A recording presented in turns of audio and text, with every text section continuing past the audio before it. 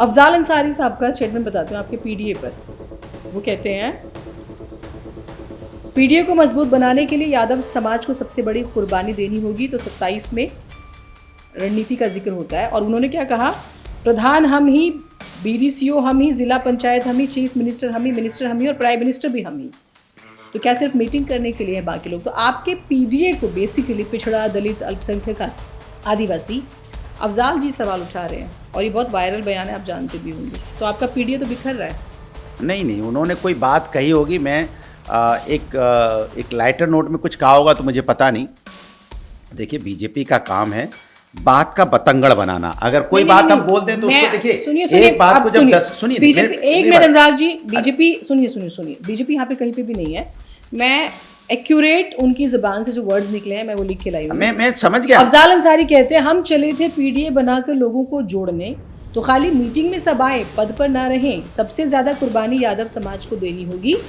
शायद कुछ लोग कहने से डरे, लेकिन मैं कहूँगा।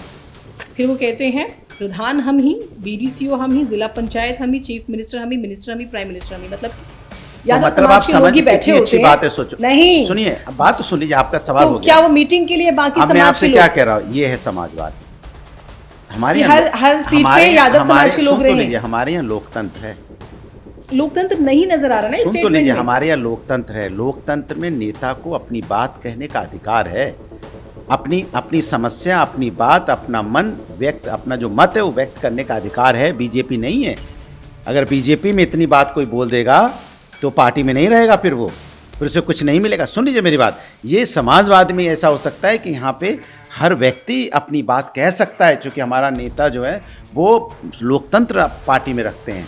लोकतंत्र हमारी पार्टी में, जैसे हम आपसे खुल के बात कर रहे हैं ना, सुनिए, हम आपसे खुल के बात कर रहे हैं ना, ये समाजवादी ही खुल के बात कर सकता है। दूसरे कोई खुल के बात करने में 20 बार सोचता है बोलने में। ये कहने की नौबत क्यों आई सिर्फ? मैंने बात नहीं समझी। लोकतंत्र है ना। अब उनका अपना लोकतंत्र, उन्होंने क्या कहा होगा उसका समाधान हो गया होगा। अब वो हमें पता नहीं किस कॉन्टेक्स्ट में उन्होंने कहा। आपने पूछा तो मैंने बता दिया, बट उन्होंने किस लहजे में, कब, किस कॉन्टेक्स्ट में कहा मुझे नहीं पता।